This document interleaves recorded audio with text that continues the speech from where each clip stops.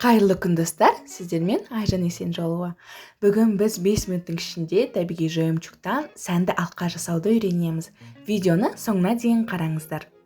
Ол үшін бізге плоскогубцы, круглогубцы, табиғи жемчуг, соединительные колечки және разделительные бусы қоссаңыздар болады. Бірақ мен бұл алқаға қосқан жоқпын.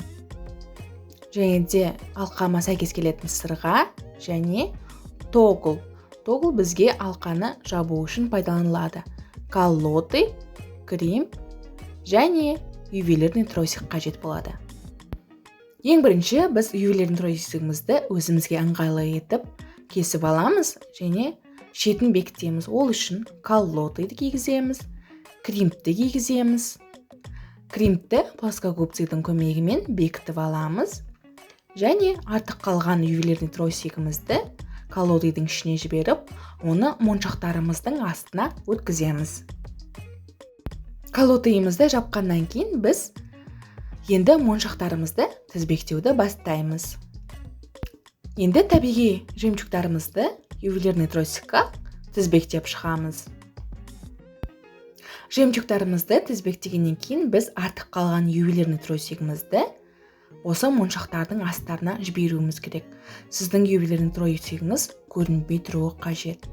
Артық шығып тұрған жағдайда біз оны кусачканың көмегімен қиып аламыз.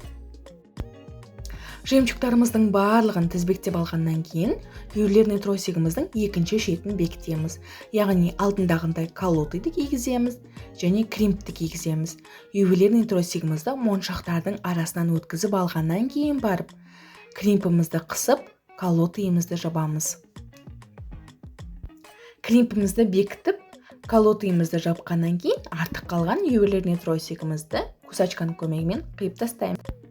Біз жемчугымызға енді жемчугымыздың жабатын жерін, яғни тоглды тағатын боламыз.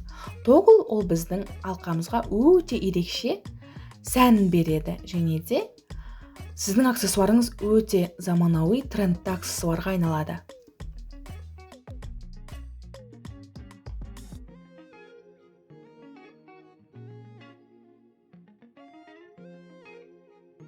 Мінекей аздаған уақыттың ішінде біздің алқамыз дайын болды. Алқаңызға сәйкес келетін сырға таңдасаңыздар болады.